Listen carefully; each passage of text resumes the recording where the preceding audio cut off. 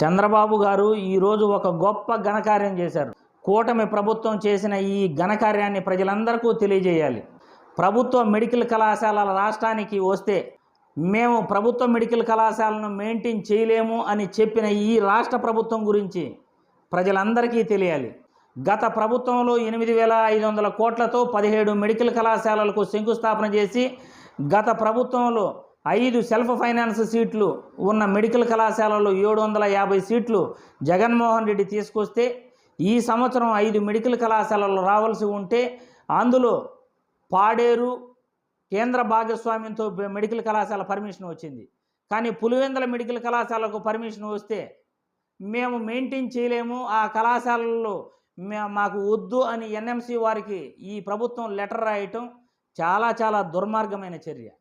ఇది ఎవరిపైన కక్ష సాధింపు చేస్తూ ఉంది ఈ ప్రభుత్వం అని ప్రశ్నిస్తున్నాను.